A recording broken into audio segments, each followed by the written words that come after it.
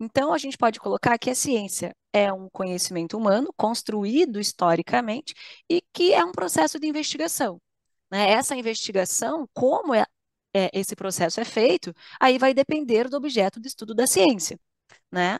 E aí a gente apresenta, claro, que o método científico.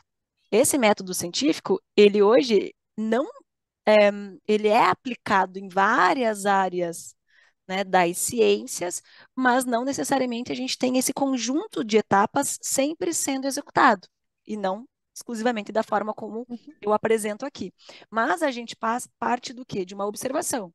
Essa observação é aquilo que nós estamos vendo na nossa realidade, comumente na realidade próxima ou numa realidade distante, porém a partir, né, de leitura de mundo. Disso a gente problematiza, a gente desenvolve um problema. E a partir, né, desse problema, dessas perguntas, a gente formula hipóteses, né? O que que são hipóteses? São possibilidades de resposta àquela pergunta. E essas hipóteses, elas têm que estar condizentes com a pergunta, né? Então, elas não podem ser hipóteses aleatórias. E isso a gente vai aprendendo à medida que a gente vai avançando no campo da ciência, né? Agora eu preciso testar essas hipóteses. E é aqui que cada ciência vai ter seu processo. Se a minha pergunta e as minhas hipóteses são passíveis de experimentação, a gente pode desenvolver experimentos para testar, né, aquelas hipóteses e tentar responder a pergunta. Mas não necessariamente eu preciso fazer um experimento prático. Eu posso partir para uma revisão bibliográfica, para uma revisão bibliométrica, para um estudo em campo, onde eu analiso o comportamento, eu posso buscar dados em banco de dados para responder aquela minha pergunta, né, para testar aquela minha hipótese. Então, é isso que é o diferente hoje, né, na construção da ciência. Depois disso, a gente vai analisar os resultados encontrados, a gente vai trocar entre os pares, isso é necessário para a ciência acontecer, então, um conhecimento científico vira uma teoria ou ele é divulgado mediante, ou melhor, ele é divulgado para que os pares, os outros cientistas, possam também analisar aqueles resultados encontrados, e à medida que vários cientistas em vários lugares vão encontrando os resultados parecidos, seguindo o mesmo processo metodológico, aquela informação, aquela explicação para um dado fenômeno, por exemplo, pode virar uma teoria. Né? Na biologia, a gente raramente tem as leis, porque a biologia sempre tem uma exceção. As leis são mais dentro da física, né, da química, que são das ciências exatas. A biologia não é uma ciência exata, mas a gente tem teorias. Agora, todo conhecimento biológico é passível de experimentação? Não. Por exemplo, o campo da paleontologia. A paleontologia trabalha com coleta de evidências. Quais são as evidências? Os fósseis. Agora, a gente consegue fazer experimentos para tentar entender sobre um organismo que viveu no passado? Não, mas como que eu posso trazer elementos e dizer que a paleontologia é uma ciência? Porque é uma ciência que trabalha com coleta de evidências.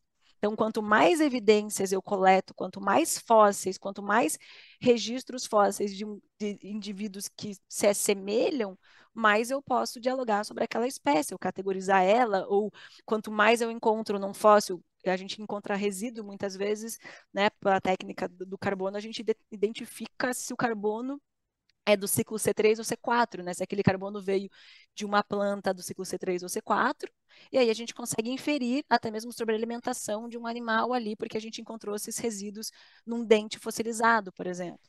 E aí, se ele se alimentava de uma planta C3 ou C4, já me dá informações sobre um possível ambiente, porque são plantas que têm características ambientais diferentes. Né? Uma vive em ambiente, a planta C4 já prefere ambientes mais áridos, ambientes com uma temperatura maior, né? Sobrevive bem a uma menor quantidade de água, diferente de planta C3, e assim por diante. Então, a gente vai trabalhando com coleta de informações, coleta de evidências. Né? Então, a gente pode dizer, de maneira bastante simplista, que a ciência pode ser categorizada como um conhecimento sistematizado que chega o mais perto possível da verdade com as ferramentas disponíveis naquele dado momento e contexto histórico. O que eu quero dizer? A ciência não tem verdades absolutas. A ciência pode mudar a sua teoria, a ciência pode e deve ser questionada. A ciência de qualquer área, ela vai utilizar das evidências a partir dos elementos, das ferramentas que ela tem para fazer a coleta daquelas evidências, interpretar aquelas evidências, para tentar se aproximar da verdade. Então, ela não lida com verdade absoluta, ela não é dogmática, ela não é fechada. A ciência, ela está aberta, aberta a discussões, aberta ao diálogo. É por isso que o conhecimento científico tem que ser divulgado e tem que ser questionado. A ciência é cumulativa, né? A ciência, ela não é feita hoje, ela é feita, aquilo que a gente chega na concepção hoje, provavelmente ela já veio de um conjunto de ideias. Por exemplo, a gente fala muito sobre Darwin como o pai da evolução, quem traz a evolução como conceito de mudança, né? Como que as espécies não são imutáveis, que as espécies mudam ao longo do tempo, de maneira lenta, gradual, né, que há uma mudança, uma descendência com modificação, mas Darwin não construiu isso sozinho. Ele só pôde pensar sobre isso porque tivemos cientistas anteriores a ele que já colocavam essas ideias.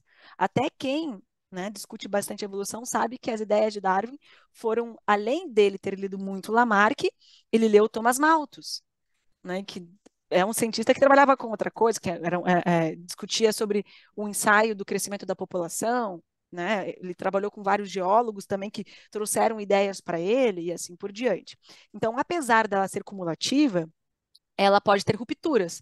E aí eu exemplifico uma ruptura aqui. Durante muito tempo, se acreditava na teoria da abiogênese. A gente só conseguiu romper com a teoria da abiogênese no século XIX, com Louis Pasteur, mesmo tendo vários outros experimentos tentando romper com aquela ideia. Então, a gente pode ter ruptura, ou seja, uma teoria pode ser derrubada e uma nova teoria pode ser postulada, né?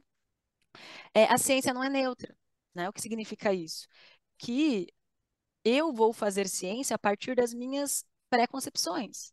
O sujeito faz parte da construção científica. Durante muito tempo, numa visão mais positivista, a ciência era tida como neutra, ou seja, se eu ou a Júlia fizéssemos a ciência e pensássemos uma mesma pergunta e etc, etc, nós chegaríamos na mesma resposta. Mas por que não? Porque a gente carrega pressupostos, a gente carrega ideias, até a pergunta que a gente faz, ela tem relação com você. Né? O cientista é agente participante do processo científico. Senão era como se fosse, independente de ser a Júlia ou a Nicole, a ciência. Não, a ciência é feita por pessoas, né? Então ela não é neutra. E ela, como eu disse, é historicamente construída, inclusive. E a ciência tem uma relação direta com a tecnologia e com o ambiente. Então, é por isso que a gente discute muito, né, a concepção da CTS, o CTSA, né, que é uma abordagem importante até para o ensino de ciências, mas que coloca que a ciência nem sempre é positiva. Ela pode ser positiva, mas ela pode ter muitas coisas negativas. E a gente pode falar da bomba atômica aqui, por exemplo. Né? A gente pode falar até da questão da possibilidade de termos armas biológicas, o antrax, ou o próprio vírus da varíola. Então, por mais que a gente tenha desenvolvido vacina, né, para o vírus da varíola, que foi super importante para a gente erradicar, há laboratórios que mantêm esse vírus ainda, né, sob regime, cuidados ali, até para, quem sabe, se acontecesse novamente ou algo, claro, mas é uma potencial arma biológica. Né? A relação da sociedade com a ciência, né, tem que ser discutida. Né? A gente produz fármacos, a ciência é que produz, mas a gente sabe também que existe toda uma indústria farmacêutica por trás. Quem é que financia a ciência? Onde que ela é produzida? Né? Então, ela tem questões que são positivas, mas tem questões que são negativas. A ciência em si, ela não é boa ou má, é como que a gente trabalha com ela, né? O que a gente faz dela.